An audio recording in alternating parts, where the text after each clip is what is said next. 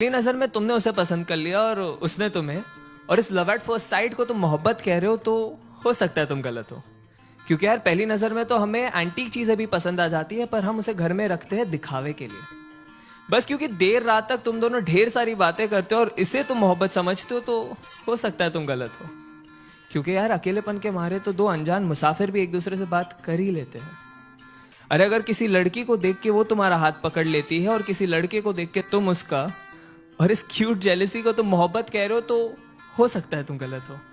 क्योंकि यार परिंदों को पकड़ा जाता है पिंजरों में कैद करने के लिए, उन्हें आजाद करने के लिए नहीं।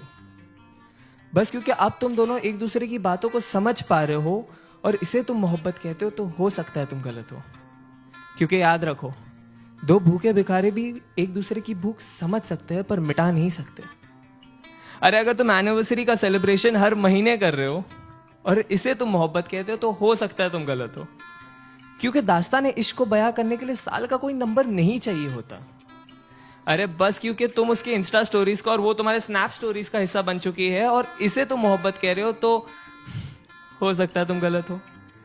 क्योंकि यार मोहब्बत को फिल्टरों के साथ सेव नहीं किया जाता, उसे बस उसी लम्हे में जिया जाता है। हाँ लेकिन अगर जिस्मों में उलझने से पहले तुम उसकी जुल्फों में उलझना चाहते हो, अगर वो बेखौफ अपना बचपना तुम्हारे सामने जाया कर देती है, अगर उसके कपड़ों के बेपर्दा होने से पहले तुम अपने सारे राज उसके सामने खोल दिए और उसने भी अपने सारे डर का जिक्र तुम्हारे सामने कर दिया है, अगर उसका हर आंसू तुम्हारे ही कमीज पे बहता हो और तुम्हारे मुस्कान की वजह उसकी नादानियां ही हो, तो शायद नहीं यार यही प्यार है। और अगर ये प्यार तुम्हें मिल गया है तो इसे पकड़ लो, जकड़ लो, गले लगा लो और जहां मौका मिले बस इसे कहते रहो कि तुम इससे कितना प्यार करते हो। क्योंकि ऐसी मोहब्बत से मुलाकात होने में जिंदगी का एक काफी लंबा अरसा बीत जाता है।